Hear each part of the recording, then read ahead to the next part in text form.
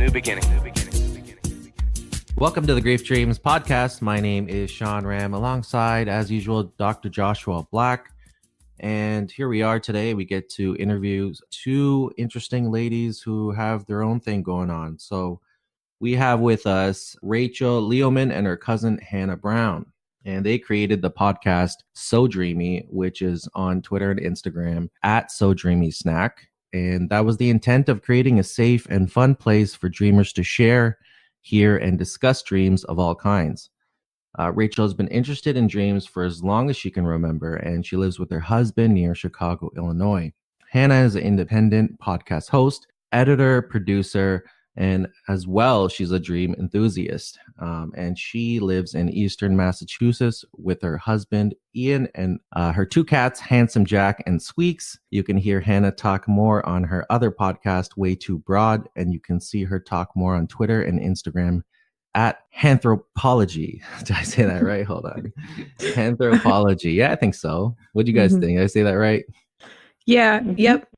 All right, cool. So it's at and then H and then Anthropology. Welcome to the podcast. Thanks. Great to be here. Thank you. Happy to be here.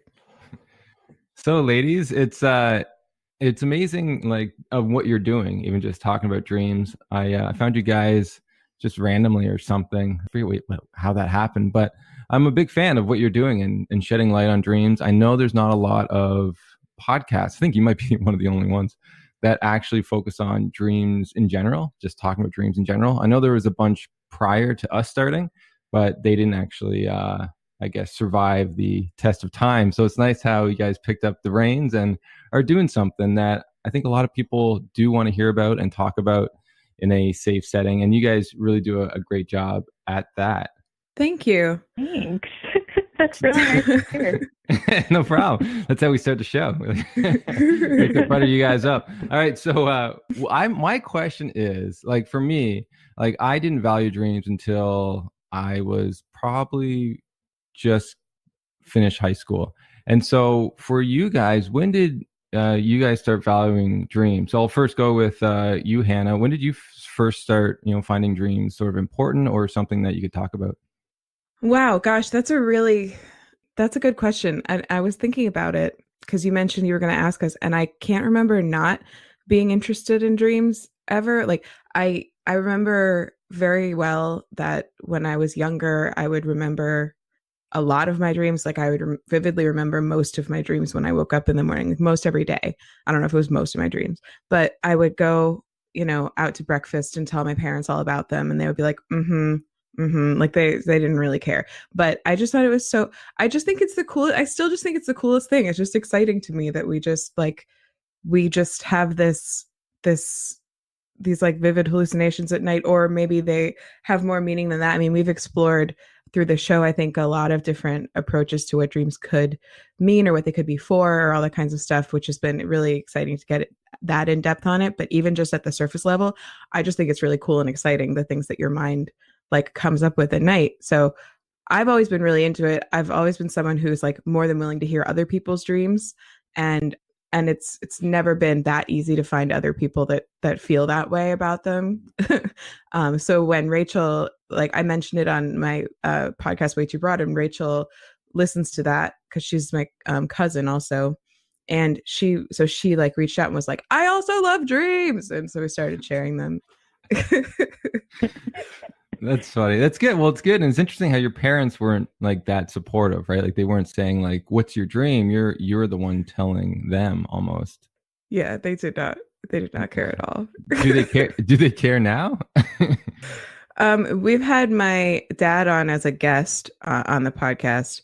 And he had a lot of interesting things to say. I think he had a good time as a guest, and I also learned, like, when he was before I was born, he like wrote a couple of short stories that were based on dreams that he had. Like, he had an interest in dreams at a time in his life, but I guess not in his child's dreams when I was younger. And then, and I don't think he listens regularly to our podcast. So I guess no, but they're happy for me, that I found people that care about it. That's sweet. That's really sweet. So Do you have a lot of other friends that, want to talk about your dreams, or is it like the podcast for you a way to talk about dreams to like the general audience because there's not many people around? I think for Rachel and me both, we happened to marry people who did not care about dreams at all. And so that was like a huge impetus for us to start talking to each other about dreams in the first place.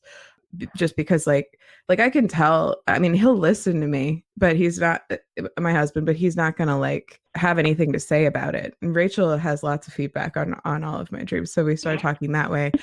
As far as friends, like, I don't know if you guys, if anybody else experiences this, but like, I feel a lot of pressure to keep my dream stories short when I'm telling my friends about them, because I'm very cognizant of like that, the sort of cultural sense that everybody thinks dreams are boring. Like, as much as I disagree with that, it's in the back of my head, you know? So it's been really fun through the podcast. We've made a lot of friends who listen, who care about dreams, obviously. And that's been tremendously fun and exciting. Oh, that's amazing. It's Yeah. it's funny too how you you shorten them. You just give them almost the juicy tips rather than like share the whole dream itself. And so, Rachel, so how did you get into dreams? Is it the same kind of story, or was it a little different? Oh man, it's like almost the exact same kind of story. So, yeah, I think Hannah and I feel very similarly about dreams. And I guess my experience has been also, I don't remember a time where I didn't think about dreams or find them interesting or remember my own very vividly. And I also don't remember a time where there was anyone who was particularly interested in listening to them. Like, I had my sister, who for most of my childhood was also my roommate, who I think listened to them every once in a while, and maybe friends and family, but no one as interested as I was. I always loved listening to other people's dreams, and it just never got old for me. But I think, I don't know, dreams are this weird thing where, like, it's funny, even Hannah's dad, who came, my uncle, who came on our show to talk about his experience with dreams and the stories he wrote. Like, I think dreams can be interesting to individuals, but there's something about listening to other people's dreams that's like a very unique trait. Like, I'm not sure that there's that many people who really enjoy listening to all the details of other people's dreams. I mean, maybe us four talking right now are some of the only people who really truly like it, and through So Dreamy we found a good amount more, but it does feel like, I don't know, I guess I've encountered a lot of people who love maybe talking about their dream, but then it's like their eyes glaze over when it's time to listen to other people's details and like from their own dreams. And so that's part of why I've been so excited to make So Dreamy, because I know there's people out there who are like me. There might not be a huge population of them, but I know there's people who really do like talking about dreams and listening to other people's dreams and just kind of reveling in how amazing it is that our brains make these things while we're sleeping. So, but yeah, really similar to Hannah's experience. Yeah, I think like in my own experience, I feel like it really it depends on kind of definitely the environment growing up. Like, I was lucky, I was fortunate that my parents, especially my mom, maybe not so much my dad, they took them seriously, and maybe sometimes too much, where they'd read too much into it. So I'd have to not tell them certain dreams because I would expect a certain reaction from my mom, like, oh really? Oh, this means this. But yeah, but they definitely took them seriously, because even my parents, my mom, she even now she still dreams a lot and dreams of the deceased a lot. So I think she always fostered that in me, where that for me to kind of pay attention to them and not take them as something to be kind of just take it for granted. But I have the same experience you guys have, where like kind of like normal society, your friends around you, sometimes you meet those people, and then they give you as you're telling the dream, you look at their eyes and they might like they shift their eyes or looking at something else, so they glaze over and you're like, oh yeah, all right. Well, I think when you have a dream, I think there's so much in there like everything's compacted in there and the feelings are so strong. But when you go down to describe it, I think it's not going to match the emotions that come with it. Like I'll tell Josh sometimes in the morning. I had one the other day. Oh, I was at my house, my old house, and my I was worried about my dog, and he got hurt, and whatever. And the emotions, I know the emotions attached with it, and what I was going through, and what kind of old house means to me, and this means to him. But like, it must have been like a boring thing to go tell someone. Luckily, he's pretty open to hearing these things, but if it was someone, my neighbor next door, he might have been like, yeah, and what? Okay, great. Yeah, absolutely. I'll just add one other thing. My mom, who I'm sure we're going to talk about more at some point today, she passed away when I was a teenager, and she was very much into dreams too. And so honestly, I don't remember any specific conversations with her about dreams, but I've been reminded recently from some different family members about like how interested she was in dreams and how she always remembered them and how she told everybody about them, and not everyone always wanted to hear. But it has been interesting kind of being reminded that she was a dream enthusiast as well and had kind of a similar experience to what we do now, with just kind of how we really feel dreams are really exciting, and not everyone else does. And that's okay, but that's kind of how it is. Yeah. And I think, it's something to do with our culture, because I know other cultures, they actually make a point of talking about it in the morning. Like it's the, morning kind of talk over coffee. And then, at night at dinner, they talk about the day. So, it's just something to do with our culture and how we don't value dreams. Like really the first time I heard about even research with dreams was in third year university. So, a lot of people don't even go that far, and you have to go into and not every university actually has a course on dreams. So, I think it's just, there's a part of our culture that still is, just, pushes away. I think more because they don't understand it. And when people don't understand stuff, they rather just push away. I know for me growing up, like my mom and dad were both very religious, and I would have a lot of nightmares as a child for many reasons, probably because it was an unsafe environment. But they would always state that it was the devil, right? So I was very afraid of dreams. And because of that, like I'm guessing a lot of my dreams were negative, but I also didn't want to share them. And if I did have dreams, maybe I didn't want to remember them, right? It's not something you want to say, hey, the devil visited me last night. What happened to you guys? So I think a lot of this, a lot of misperceptions on dreams has filtered through. And so that's why I think, it's great on what you guys are doing on just opening the door to a safe conversation about dreams that people can have. Because you don't really go into really the interpretation per se. You guys really talk about like the details, or I wonder what this felt like for them, or I wonder, like you have a lot of questions about dreams that people share to you, which I think is really cool. And so why did you guys decide to do it that way? Well, I think partially it was because, I think coincidentally, Rachel and I both do have minors in psychology, but like we don't believe ourselves to be experts. So we didn't want to ever make anybody think that if they sent us their dream, we were going to come back to them with like an expert analysis of exactly what it meant and help them change their lives or anything. We just wanted them to feel, like you said, I think that's a really great way to put it, like that it was like a safe, comfortable space for them to just have an outlet to tell their dreams. That's why we started, we even started like a hotline for dreams. So we have people who call and just leave us voicemails in the morning, which kind of has to do with the way that we started it, where I've never been great at keeping a dream journal. But when I started making audio recordings for Rachel and she was doing the same for me, that really helped us to actually do it, because we didn't have to like sit down or keep a notebook and actually be able to find the pen in the morning and all that stuff. So it was really just kind of because that's how, I think that's like a lot of what people don't talk about with when they talk about dreams, is either they don't talk about it at all, or they just are like, I wonder what this means. And like that is really interesting, and there are lots of meanings to be found in dreams, I think. But there's also like the whole story of what happened, and there's like often a lot of fun to be had in talking about that stuff. And I think that's what sometimes people want to talk about when they wake up in the morning. They don't want to talk about necessarily what it meant for their life as a whole. They want to do that later, but first they want to like tell you the silly thing that just happened to them.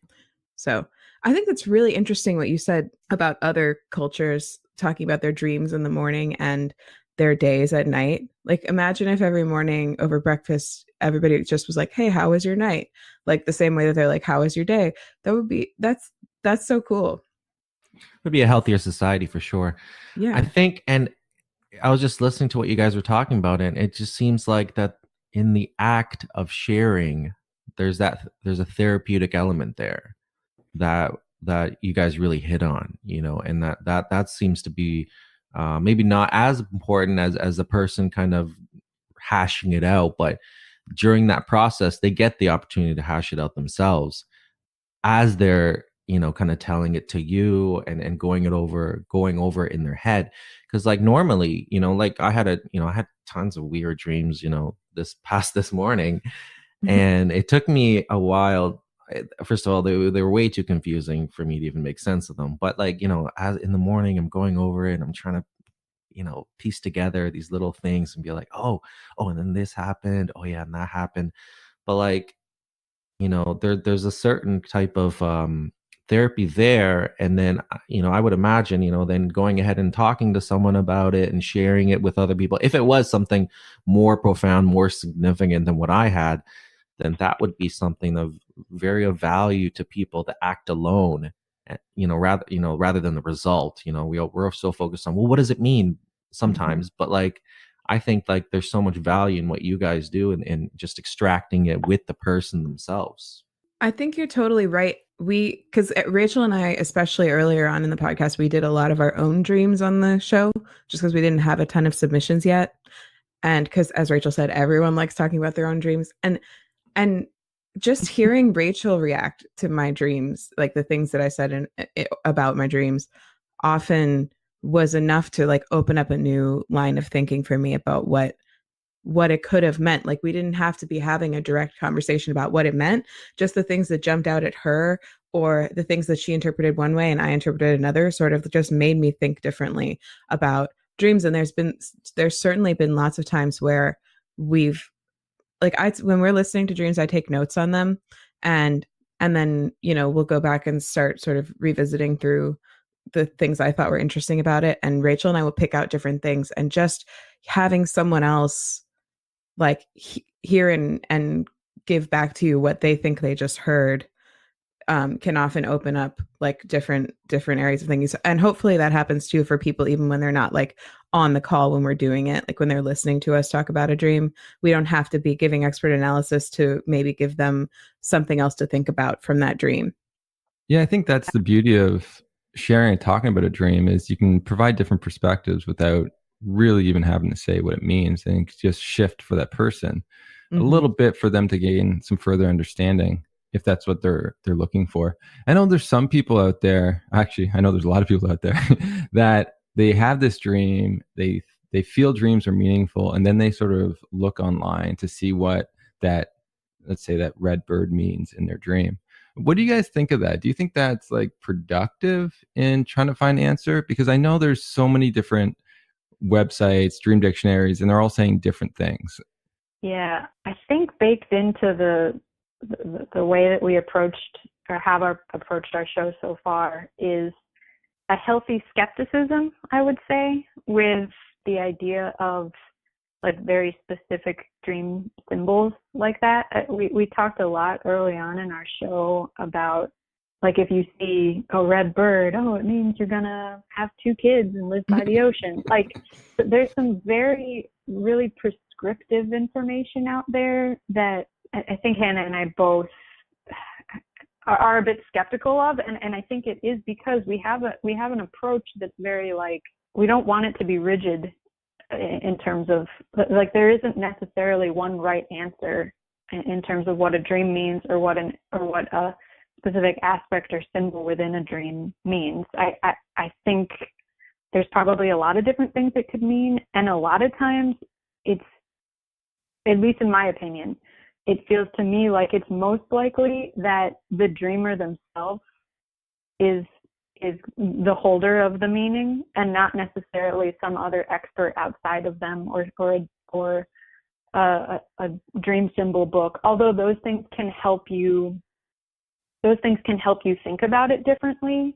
Like Hannah was saying, like hearing different people's interpretations kind of helps you think about it differently or reveals something to you that you weren't thinking about before. But I think it's good to have kind of a healthy skepticism around, like, if you're looking for what something means or for what your dream means, the answer, again, at least in my opinion, the answer is probably not outside of you, although things outside of you can help you see it. Well said. I like that. And so, yeah, because like that's one of the things like I hear a lot about, and people say stuff, and they always tend to go towards the negative meaning of different symbols. Almost like even like with astrology, like some people say, "Oh my God, something bad's going to happen to me this week." I'm like, calm down, like, calm down. But yeah, so it's like there's I think people need to understand these symbols are a way of themselves talking to themselves, and so the other people, that's their way of what those symbols mean to them. And I like how you said it allows people who are new to start understanding what symbols can represent. And so to sort of make those connections, because they're not taught that either. So it's hard for people to imagine what a red bird would be just on their own. And then once they sort of can read that a little bit more, they can say, oh, okay, how could that pertain to my life in the sense of when have I seen red birds before? Or what does that represent? What does a red bird, represent, kind of thing? And what am I going through in waking life? Because one of the things that dream research, which I'm grateful for, there's research on dreams, it really states that dreams represent our waking life. So it's just like, can you connect the dots from what you're going through in waking life to what's going on in your dream? And and that's sort of the task at hand. But you said, like, there's many different ways to interpret a dream, and they all can give you great results. So I'm really happy you have that perspective, and that's why I think your show is so great, because you aren't trying to say this is what it means, or this book says this, so it must mean this. You're just talking about it and you're doing your thing. So I'm curious, what was one of your more silliest dreams that you remember? Silly or memorable? Okay. Not a grief dream. From the show or from ourselves? From yourself. Okay. I have one, actually. It is from our show, but it's also from myself. I was just listening to it yesterday because I was going back through our backlog to sort of try to see where we've talked about grief dreams before. And I noticed the outline for one of my, like the description of one of my dreams looked completely unfamiliar to me. So I went back and listened to the dream itself. It was from last May. And that actually, this is sort of an aside, but I think it's also really interesting now that I have all these recordings of my dreams. If I record it in the morning, I'll remember it differently or much, much less, or sometimes not at all by the afternoon. And I think that's really interesting too, like how quickly your memory of dreams can decay, but then other dreams will stick with you for like years and years and years. Just as an aside, I think that's cool. But this one did not stick with me. It's from May of 2018. And apparently in this dream, I was at work, but then I decided to leave work to go to Beyonce's wedding.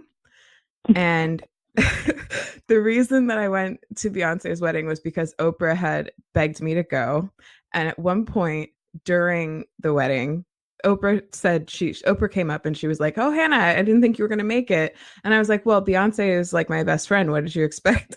And then Oprah was like, "Beyonce is your best friend?" Like, she was jealous. Yeah, you really made Oprah feel uncomfortable there, Yeah, well, she should have known we're all friends together. I can't just, That's funny. I remember that one. That was a good one. Yeah. I like that. I like that a lot. So, Rachel, do you have one that comes to mind? I'm looking back at our little dream log right now, and I guess we should explain that. We actually have like a spreadsheet where we list out all the different submissions that we get from people, and we try to do like a little short description for each one. And then, yes, I'm looking through that right now. Okay, so what I'll do is I'll share one of mine since we're talking about dreams here. The one that I remember that I still that's just pretty silly, but also like whimsical, was I was playing Mario Go-Kart before bed. Remember Mario? You guys play that? Yeah. Okay. Totally.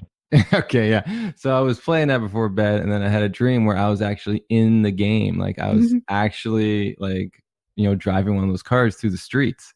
And so there's like Mario to the left of me, Princess to the right, and then like you got these mushrooms you're throwing and stuff. And so it was just one of those fun things that it's almost like before virtual reality came out. Like it was just like one of those dreams that always makes me smile to have like been able to like be actually in the game. It's like Ready Player One almost.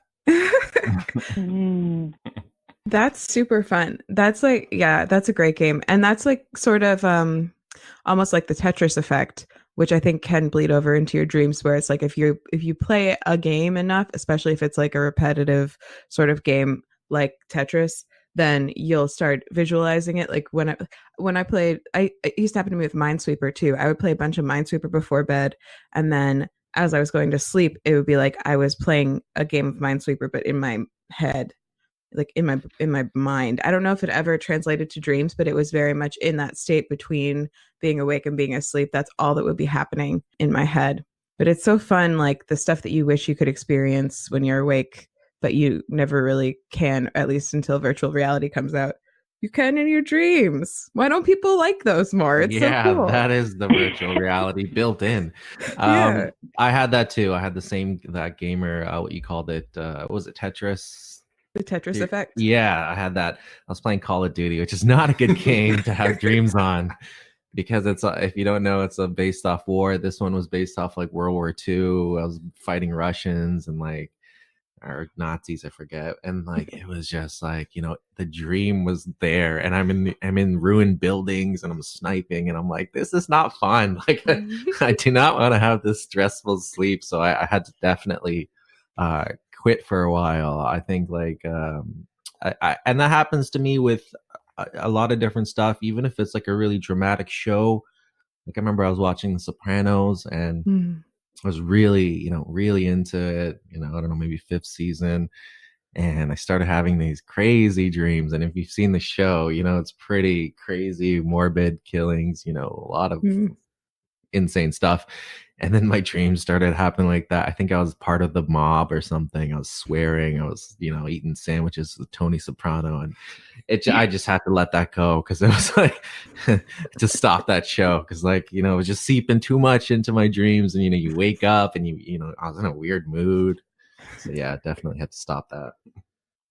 It's interesting that you say that. I've also noticed, especially as I've in the last year or so with the show, been like more consciously trying to remember all my dreams. I've noticed my sensitivity to like what I watch and what I listen to and how that impacts my dreams. And so there are some shows that I've decided to stop watching, like Criminal Minds. Don't watch that anymore. Yeah. And just like certain things I just know, like, oh yeah, this is going to show up in my dreams at some point. All right. You know what? I can't think of any like overarchingly silly dream that I have from our backlog, but a lot of my dreams have like really interesting kind of after the fact laughable bits to them. Like, Hannah, I don't know if you remember the Raw Meat Boys one. That's exactly the one I was going to suggest that you talk about. Oh, really?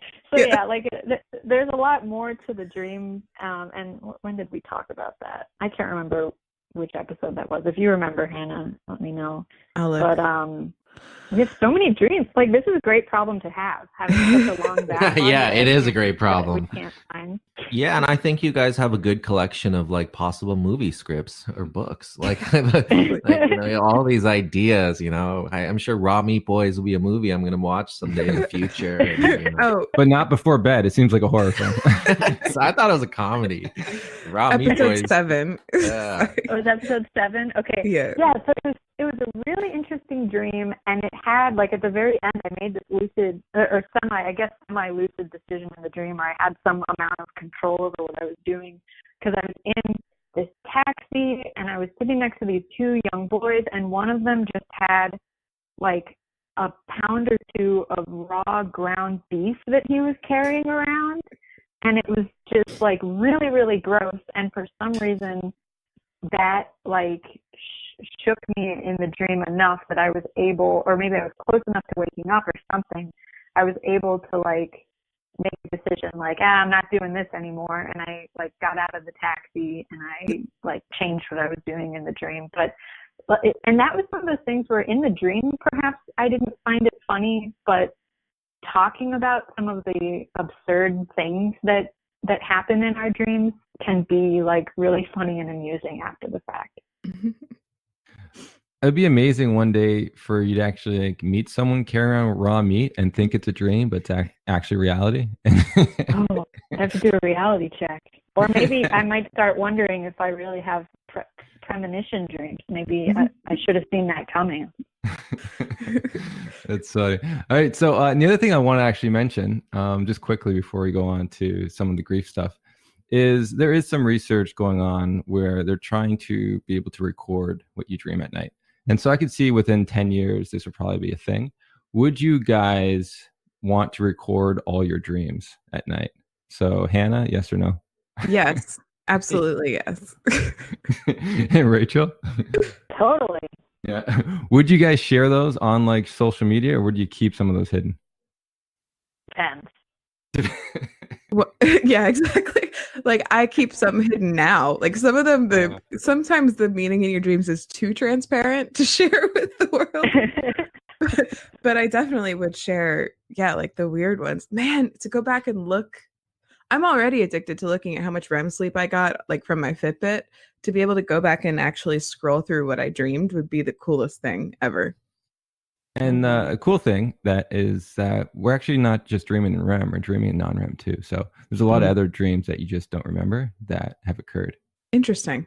All right, so let's move on to loss. So this is hence the podcast. And so has either of you lost someone? So I'll go with Rachel first, because you mentioned something about your mom. Mm-hmm. Yeah, so my mom passed away when I was about 15 or 16. She had ovarian cancer and had been fighting it for a couple of years and passed away. And so that really was quite a life-changing loss for me, to say the least. Wow. And what was that like for you to actually go through that? Because I'm guessing that was your first significant loss. Oh yeah, that was, I mean, at least that's the first significant loss that I remember. I think I had lost grandparents. Yeah, I had lost grandparents before that. But that was like, I mean, when I look back now, losing a parent is like, it seems to me like like a completely life and perspective altering kind of thing. Because I think, at least for me, when I was growing up, like my mom and dad were two people that I just never imagined would be gone. Like I didn't really have a very strong concept of death yet. I mean, I was a teenager, but so I guess I was approaching adulthood, but still I was pretty young, and I didn't really think much about death or what it would be like to not have certain people around, and especially my parents. They were like, you know, part of my foundation, and so losing one of them was really shook my world. And then the circumstances around my family life afterwards were such that I think I spent a lot of time trying to move on quickly. And so it actually took me a really long time to, actually, I'm not even sure if I have come to terms. Like, I don't really know if I've fully, grieved. I know it's a process that goes for probably forever and ever, but like, I feel like I kind of pushed a lot of the feelings down for a very long time and didn't want to touch them, didn't want to look at them, just because of the circumstances of my family. My father remarried with a couple of years after my mom passed away, and I think for whatever reason I spent a lot of time and energy trying to be okay, like trying not to be the kid who lost their mom, trying not to, I don't know, appear weak or something, wherever these beliefs come from that you're not supposed to feel feelings. I bought into that, unfortunately. And so it's been interesting because now for the second half of my life, because it's about half my life ago that I lost her, I've been kind of slowly reconnecting with memories of her and with the feeling of losing her, and also at the same time slowly reconnecting with all of my and her family. So hearing more, like I mentioned earlier, hearing more about her from her siblings. And yeah, it's been a really interesting journey, I'd say. Wow, I'm so, like when you're telling that story, I was like tearing up a bit because that's so sad that you had to go through that and almost forget her in a way. And now, but I'm glad now that you're making an effort to remember her and to process some of those feelings, because they're scary. Grief's a scary thing to go through. And as with dreams, no one teaches us how to do this stuff or how to look at it or process it. And so, for you, you're trying to do the best thing probably for the family, for the people around you, and you sort of lost focus on you. And now it's great that you can focus on you and you have great supports around you that can talk to you and help you out and help you remember some stuff that may be forgot. What are some memories of her that bring a smile to your face or that were interesting to you? Well, the one most recent and most connected to dreams is actually very, very recently, me and Hannah's Aunt Deanie, we got our hands on an interview that she had done with her younger sister, my mom, when my mom, towards the beginning, like after she had been diagnosed with cancer, my aunt came to stay with us for a week, and I barely remember this time, even though I was like 14 or something, so I was probably old enough to remember, but I just somehow had lost this memory. And so my Aunt Deanie did an interview with my mom and with each of us, three younger kids. I have three siblings, two younger siblings and one older. And so she just asked each of us a series of questions, and she asked my mom some questions, asked about her treatment, and asked about her goals in life and all these different things. And so it was about an hour of content between all of us. And so I got to hear myself younger and all like angsty teenager, and I got to hear my little siblings, and I got to hear my mom. So I heard her voice for the first time in many, many years.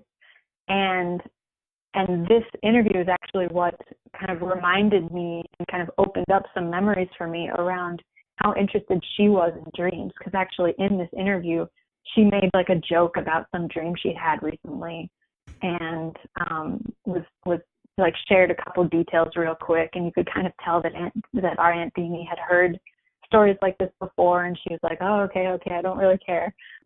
And it was just so interesting hearing my mom like talking about a dream and like hearing her laughing, and it really did, again, it like opened up other memories. And I think I said before, I don't have any like very specific memories of conversations with my mom about dreams, but I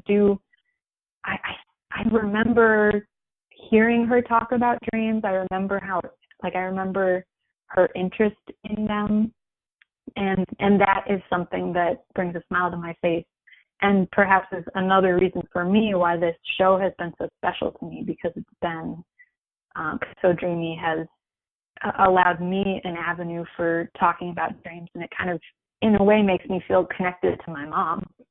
Yeah, I think she would definitely be an avid listener if she was still around today. Your mom. Yeah, and that's it's an amazing thing, because it just makes you feel like it probably, like you said, gave you just an added to your purpose. If your mom was kind of into them, and hearing her voice, and I can't imagine what that must have been like, and just having that re-enter your life, and all the little nuances, all the little wording and phrases, and just having it must give you that much more determination that what you're doing is kind of like on a right track. Yeah, I think so. I'm curious because one of the things people love about dreams is that they get to hear their loved one again or see them again. Have you ever had a dream of your mom? I think I have. And you know what? In preparation for our conversation today, over the last couple of weeks, I've been trying to remember if like, trying to see if I have any specific dreams that come to mind. I can't think of a single specific one with my mom. I know I've had them before, but I must not have actually, written them down or recorded them. And it's something that I think would be really cool if I could have a dream with her. But I can't remember anything specifically right now. Well, I think too, as you said, like as you're opening yourself up to want to remember her and want to remember stories of her, these will just be like second nature, and you'll write it down and you'll remember it. But I said like back, a couple of years ago, like that wasn't really your plan, was to remember this woman, because it was such a struggle. So there's a lot of dreaming left still in you. So I'm excited for when you do get one, and when you do, you gotta come back and share it on the podcast. Oh, totally. So I'm actually curious, Rachel, what dream would you want to have if you could, of her? I think I would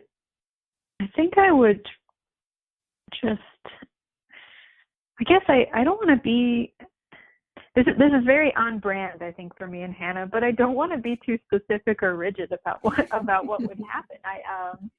I kind of would just want to see her. I think I would just want to, I guess my deepest desire would be somehow to come away from the dream with the feeling that, like, I don't know, she would be proud of me, or she misses me, or she loves me, like just something that would leave me feeling maybe a little more connected to her.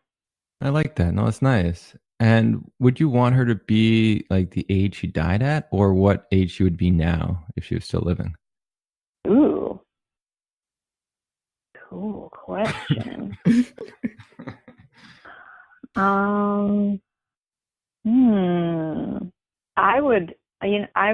I'd be happy to see her at any age, but that is very intriguing. If I could see her at the age she would have been now, that's very interesting. But honestly, really, like any age. That's good. Okay, that's cool. And lastly, I always like to ask three questions. So the next one would be, what would the scene be like? Because it'd be a dream world, so you could be in Mars, you could be in a movie, or you could just be at your dinner table. Is there like a specific scene you would want it to be at? I think I'd want it to be at home. We moved around a lot but right now I'm kind of imagining, like, when I was younger, I used to help her make dinner sometimes. So like maybe rolling up meatballs, maybe having a conversation over a bowl of ground beef. Speaking of raw meat boys. The raw meat girls. Got it. Yeah. That's incredible. And what I liked about it was you zeroed in on what was, I think, the most important thing was the feeling, right? Like you that's what you're sure about. You're not, you're open to lots of different scenarios and what's going to happen, what they're going to be dressed as, this or that. But you definitely want to kind of tap into the feeling, which is honestly what you get the most out of these dreams is a kind of like a warmth and a feeling and a love, embracing you. So that's pretty amazing. And I really hope you get that dream tonight. Thanks. Me too. So Hannah, moving forward, can you talk about any loss that you've had? Sure. So I have two like really strong sort of the losses that really have stuck with me. Only one of whom I've had dreams about, but that I can remember. But one was when I was really young. Like one of my earliest memories is when my parents. So I'm one of three, but between me and my next youngest brother, I'm the oldest.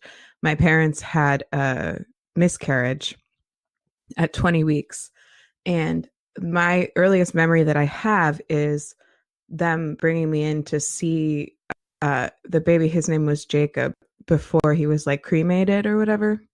I assume that's what happened. And that was really sad, obviously, for everybody, and I wasn't really old enough to process it properly, emotionally. But I do, and so I actually don't remember this, but apparently after that, I had like really severe separation anxiety from my parents. Like I think it was still a time of pagers, or at least for my mom, still a time of pagers at that point. So I would stay with my grandparents while my mom was at work and my dad was at work, and but I would insist on like calling my mom every so often. And I think it was like I became aware of death way too early. And I just like was always worried that if they weren't around, that they would not be coming back. Like that's sort of how it was described to me. I don't remember that time in my life besides the actual strong memory of seeing Jacob. But apparently that's what I was like. I was just like became a really annoying, clingy child after that for a while. And then the second one was my grandmother, who's the one that I would have been staying with most of the time during that time. So when I was growing up, my parents both worked nearly full time, but we lived really close to my grandparents, my mom's parents, who are the ones that Rachel's not related to. And so I would stay with them every day after school. Both my grandparents were very influential to me, like early in life and right up until we moved. Basically, obviously, we still were close after that, but they were in Florida and I was in Massachusetts, so we just didn't see each other as often. And my grandma, for the last few years of her life, was really, really sick. She had like a whole suite of different sort of conditions going on at once. And so it was one of those things where when she did pass away, obviously it was really sad, but it was also like a little bit of a relief for everybody, like probably even her. She was really religious up until the end. And so she had a lot of confidence that she was going to be going to heaven. And so she was like, so, sometimes it would be upsetting being around her because she would just like be talking about how she essentially couldn't wait to move on. And you just be like, stop talking like that, But then when it was over and you knew she wasn't in pain anymore, there was grief, but there was also just like this sense of relief that then you kind of almost feel guilty about feeling that relief, even though it's mostly for their sake. So that was a tough time for my family. Oh gosh. And then only a couple of years after that, my uncle, my mom's brother, also passed away really unexpectedly. And so he also lived down in Florida. So we went down to Florida like twice in the course of 2 years, and both times it was for a funeral. So it was rough. Wow, yeah, that's those losses are hard, and especially even the miscarriage with Jacob, and yeah, sorry to hear that. Sorry for your loss, and I'm glad that you guys got to experience that as a family together, even though you were grieving a lot after that. And with your grandmother as well. And it just reminded me of my grandma used to say things like that on the phone. My nephew's like 7, and my grandmother called him and she said something to him like, "Grandma's leaving soon. She's dying." And he's like, "What?" But yeah, it's just one of those things where I don't know, maybe they know it's their time, or they just they had it. They had enough. I don't know. She was 90 something, she lived her life. And again, after her death, there was definitely, there's a relief because you're like, okay, well, she's gone, it's over. Mm-hmm. And then also, guilt sets in for feeling that way.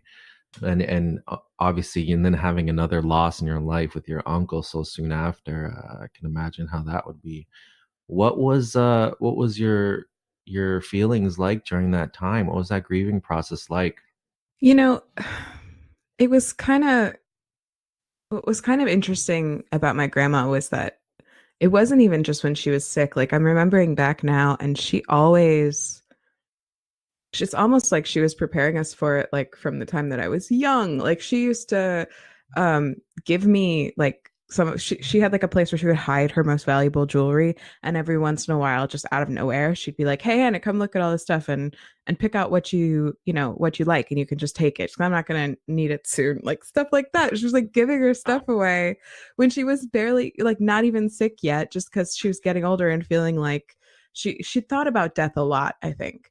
And so that passed over to us. And it wasn't always like in the most, like I said, it wasn't always in the most negative way. So, like, not like she was suicidal. She just was like, I don't know. I think like actually that's pretty uncommon in our society to have like sort of a healthy relationship with the idea of death. But I think to some degree she sort of did. So I felt much more prepared for her loss than for my uncle's. And the tough thing about my uncle passing away, he was a really good guy, but he had like a rough like period in his life, and he had just gotten past it in the last like decade or two and had finally found someone that he was really happy with and gotten married. And I'm very glad that they had the time that they had together, but obviously I thought that they had so much more. He was my mom's younger brother, so I think he was in his 40s. But I think what happened was it was complications from a condition that had started earlier in his life when he was kind of like still living harder. Like he was smoking a lot. And I think he had to have open heart surgery when he was very young, like before I was even born, for like a heart attack. And then a blood clot from that like went into his brain, and it was like, I found out I was in the hospital. And then like within that day or two, we found out that he had passed away from that. So it was like complications from an earlier time. I think it was especially rough on my mom. And I think because of that, I felt sort of like Rachel, some degree of feeling like I had to be strong for her. Like, I was traveling with her to Florida on both trips, and I wanted her to feel like she could do what she needed to do and grieve and stuff. So I was like sort of trying to help her deal with logistics and just sort of be around and not be a burden to her with my own emotions, Yeah, that's a tough one. I've been through that myself. My father had two brothers, and both of them died early, 40s, 50s, and you get that feeling. You want to, first of all, it's tough because you feel like you wish that they got more. You wish that they could get more out of life, and then to have them pass early, anybody pass early is like, you always have that attached for life. There's just a sadness and a longingness, and it with our family, like, the kids, everybody, you want to be strong for your father, because you're like, oh, he's lost two brothers at this young age, and what is he thinking? Am I next? Like, all these thoughts kind of go through your head, and so yeah, I think the primary goal was to try to console, my father, and even my mom had some brothers who passed away young, and going through that is very, it's tough. It's tough on a family as a whole. But it's you're talking about your grandmother with the jewelry. I thought about my own grandmother. That jewelry is big in Indian culture, and especially our culture. Mm-hmm. So that conversation, man, that was happening decades before she before she died. Like, I'm gonna give this to this daughter, and this daughter's gonna get all my gold bracelets, and this one's gonna get this. And she even used to talk to me and be like, Sean, you've gotta, I'm not gonna live very long. And this is like, I was hearing this 10 years ago. I just want to see you get married. And I'm like, Grandma, this is pressure. Like, come on. Like, what are you doing to me? Fortunately, I didn't get to fulfill Grandma's last wish, but I'm sure she's cool with that. Yeah. But yeah, Hannah, I mean, there's something to that, and through those processes, and I think, like, again, like Rachel said earlier, I think grieving, doesn't even stop really at the end. It does become a process for all of us, I think. Yeah. So let's get into dreams, and again, we want to ask you the same question that we asked Rachel, and that was if you've ever had a dream of anyone that you've lost. I have. Somewhat recently, I had a dream. I think we talked about it on the show. I don't know what episode, though. If we didn't, I think I've told Rachel about it. But I had a dream where I was in a van with my grandparents. They always had a van of some kind or another. So I think that this whole dream sort of... What I remember most vividly about this dream is my grandmother, who was in the way back of this van. Like I was in the middle row, she was in the back, and then there were like more family members in the front. I don't know who was driving, but she was really urgently trying to tell me something, and I wasn't really listening very well. Like she was basically, what she was saying is, you know, your uncle had to have surgery. Like she was talking to me about my uncle, and in the dream I thought she was talking about one of my uncles on my dad's side for some reason. I couldn't understand that she was talking to me about my own uncle, or her son, my mom's brother, who I was just telling you about, who had already passed away at this time as well. And so I woke up with this like really strong sense of, I just had a like, still to this day, it's one of the more vivid dreams of a real person that I ever remember having. And like, as far as dreams of deceased like loved ones go, I think that's probably the only one I've ever had where I could be convinced that she really was there visiting me to warn me about something. And I really think so. Obviously I thought about it a lot, and I realized pretty quickly upon waking up that she was probably talking about her son and his own open heart surgery that I told you guys about. And I realized that this is like totally a conversation that my grandma and I would have had when she was alive, except for the fact that I wasn't understanding what she was saying, because she was very like, she could be sort of naggy, like nitpicky and stuff. And I think what she was doing basically was worrying over my own health. Like I just turned 30 recently, and I've been on sort of a weight loss journey, and this was sort of before I embarked on that journey. And I think I had some internalized worry, or maybe she, wherever she is, had some worry about my weight, because that was part of what contributed to my uncle's early poor health. And so she was like turning up, whether she was my grandma or my subconscious representing what my grandma sort of means to me, which is someone who cares about you enough to sort of directly and sometimes rudely tell you what what she thinks, you know, turned up to be like, hey, you know, if you're not careful, you're going to end up like your uncle or like me and die earlier than you need to. Like that was basically like eventually, after thinking about it for a long time, I feel like that's what she turned up to warn me about. And I sort of really ended up taking that message to heart. Like I said, I've been sort of working on my health in a lot of different ways in the last few months. And I do feel like part of that is her visiting me in this dream.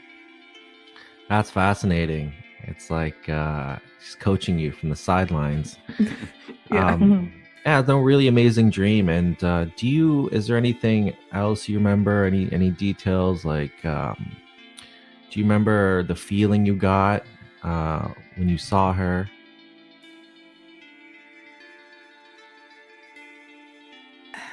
I think in the context of the dream, I didn't think it was strange that she was there. Like I don't think I was like blown away by her being there until I woke up later, and until like the feeling that I remember the most is the sort of almost confusion on waking up of why is this particular memory of this particular section of this particular dream so intense that it's sticking with me so much more than anything else, and that really driving me to think a lot more about it, you know, because I think she felt very familiar in the car, you know. It was just like it was a van full of my family, and so obviously she would be there, you know. There was nothing strange or uncomfortable about it, except upon waking up and just not being able to forget her being there specifically. Like I know she was right next to my grandpa, who's still alive, but I don't remember him as strongly as I remember her from the dream. Yeah, no, that's interesting, because I'm trying to think, like, if you would have recognized that in the dream, like, wait, you passed, and then had that might have shifted the nature of the dream. might have, then you might have asked a different question or like tried to steer it into something else. But it seems like you kind of got what you got, and even that's beautiful. Just one. Yeah, sorry, go ahead. Oh, sorry. One other thing I just kind of remembered is that what I remember also about the dream is that I was really trying to talk about something else. Like, not like I was trying to change the subject, but I had something else on my mind that I was trying to talk to them about. And she kept on coming back to this thing with my uncle. She like wouldn't let me change the subject. So that was also probably would have been different if I had been aware that she was like a family member who had passed, and maybe I should be like, I don't know, like engaging with her more directly. It was sort of like she was there like insisting to be heard, but I was not really registering that she was that there was anything special about her being there. Oh, that's so cool. I think that's amazing. Just off topic, what type of van was it? It was like a minivan. It was like GMC like a 3-row Safari caravan. Because you're like 3 rows. I'm thinking big express van. I love those vans too. My family always had like Astro, I don't know what it's called, Astro vans, and like crazy, just load everybody up into the van and go. I don't know what kind of van it was, but yeah, it was a big one. Awesome. All right, let's get into the final question that we love to ask, and that is, if you could recreate a dream tonight, what would it be and who would it be of?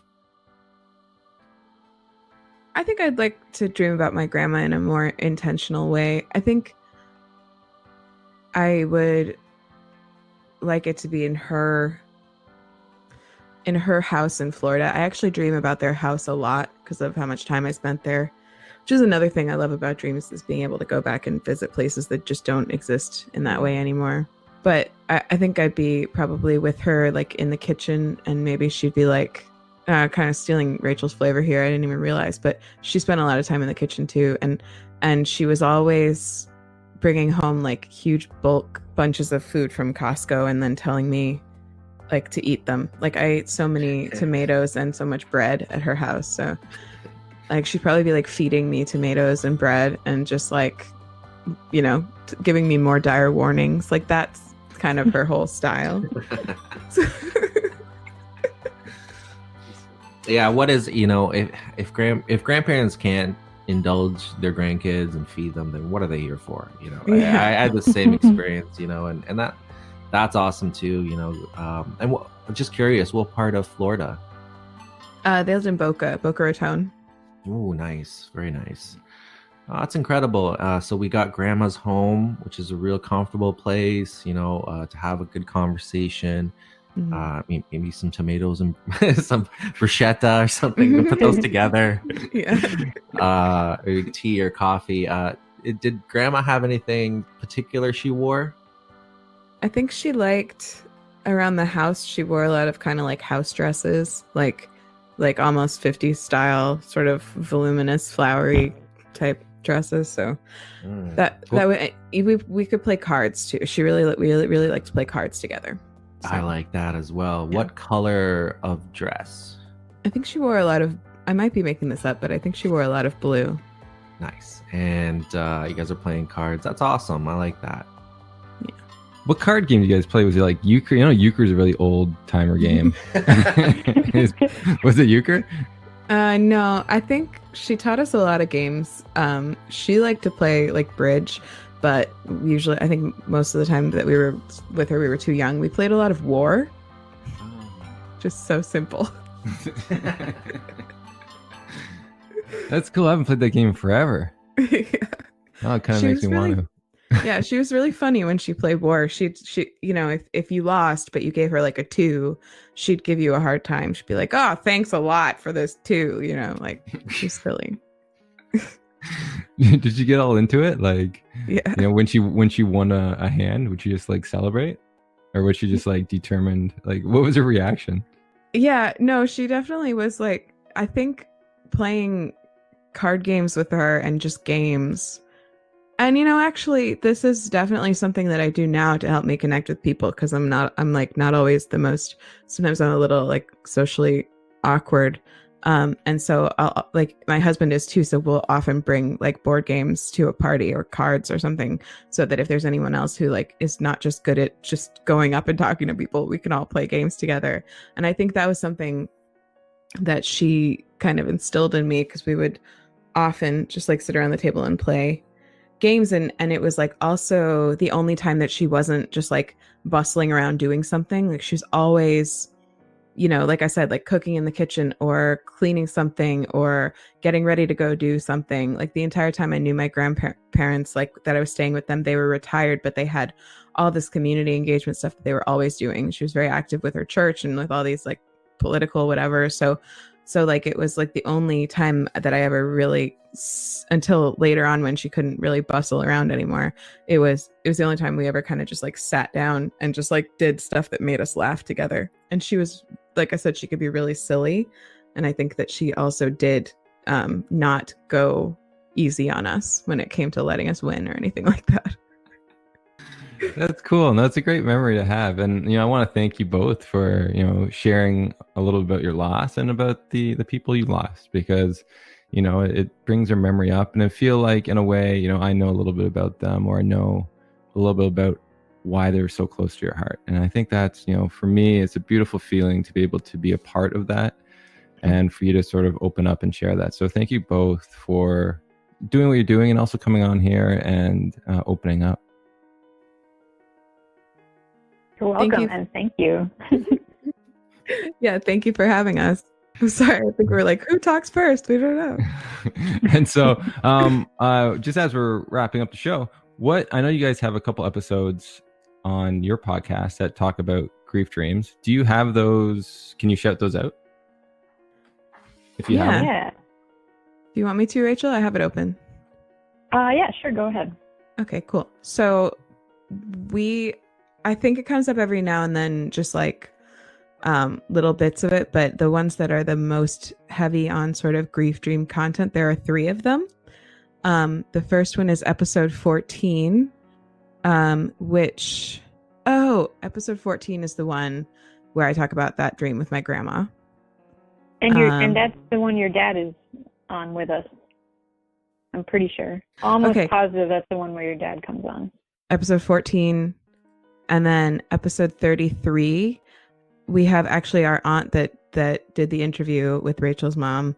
We have a dream from her about a phone call that she got from her father-in-law just after he passed away in a dream.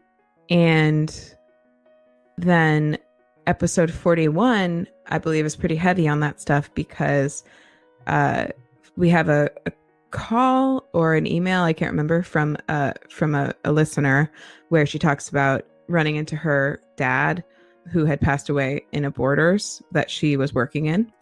And then that's also the episode where Rachel actually plays a clip from the interview that she was telling you guys about earlier. The one where her mom talks about dreams, that the clip from that is in that episode 41. Oh, cool. Mm-hmm. Yeah, and it was episode 14 that your dad came on, and he also talked about his loss regarding the miscarriage that your parents had. And your mom, actually. Yeah, and he talked about losing my mom. Yep. Yeah. Oh, that's incredible. That sounds like a good episode to check out first. Yeah, episode 14. Yeah, it's a good one. Yeah, so in total it was 14, 33, and 41, right, Hannah? Mm-hmm. Yes. Yeah.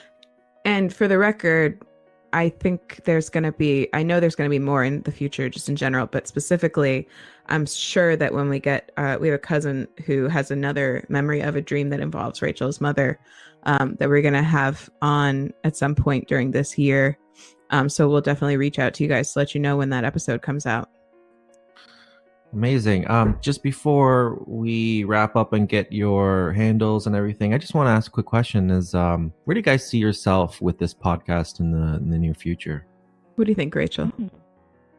Well, I see us continuing to maintain this space of kind of like a safe and fun space for people to bring their dreams. I think I always saw this as maybe being a little bit of a slow build. Like it would take a little time for people to learn about us, and then for some people to feel comfortable contributing. So I see us over time hopefully attracting more listeners and more contributors, and also probably having more guests this year, and hopefully guesting on other people's shows more often this year. That's, as we mentioned at the beginning, that's something that we're a little new to that. And so it's been awesome being on your show. And then we're also going to have you joining us on our show. And so I'd like to do that more. So that's what I envision. What about you, Hannah?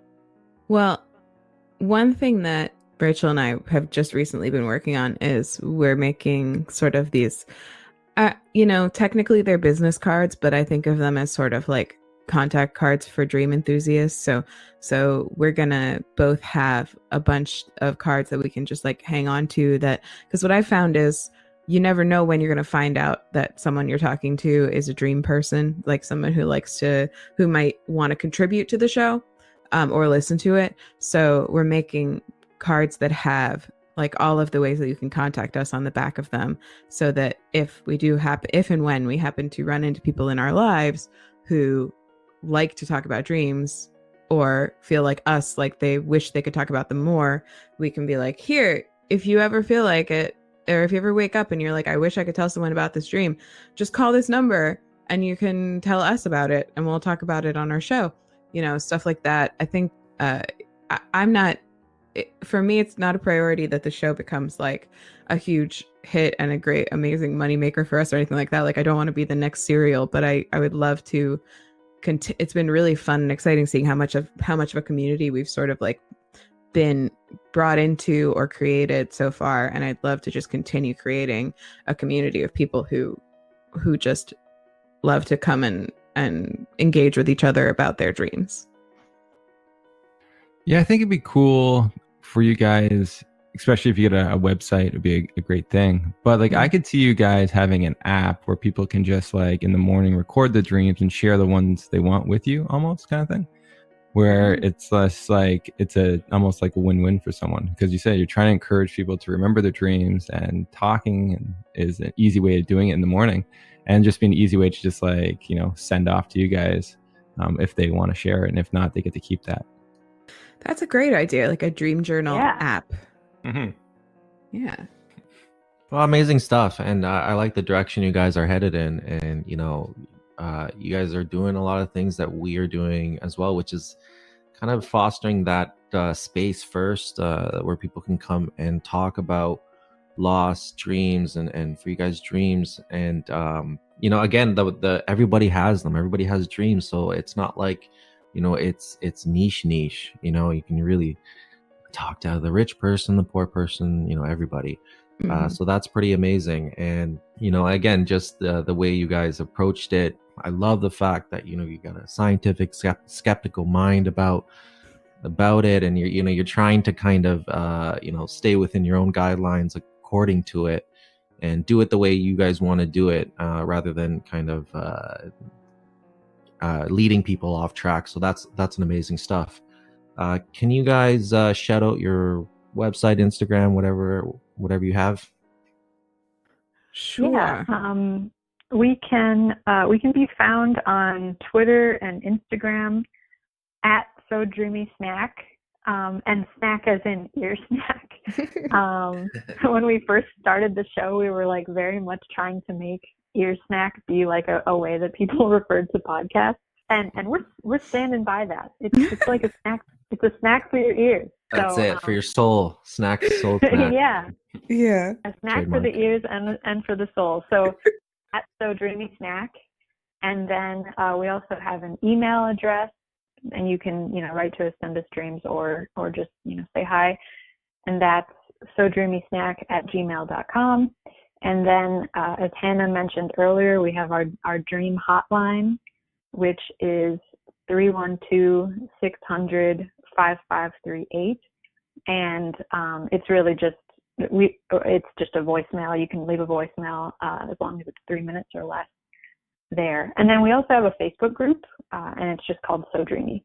Amazing, awesome stuff. And implore our listeners to go ahead and check out your stuff. I think they'll really enjoy the episodes. And yeah, so you can check out our platform at griefdreams.ca for more information on the topic. We had a donation button, and there are perks to those who donate. If you have Facebook, you can join the Grief Dreams Facebook group.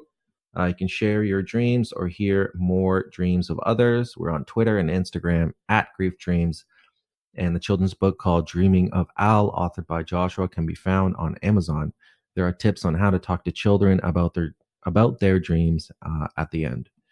So we'd like to wrap up our show with love and gratitude from us to you.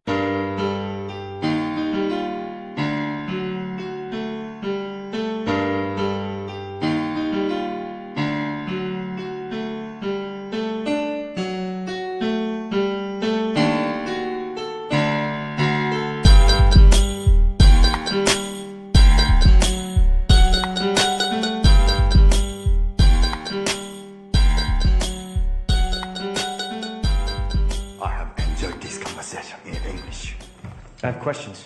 I have introduced myself. You have introduced yourself. This is a very good conversation.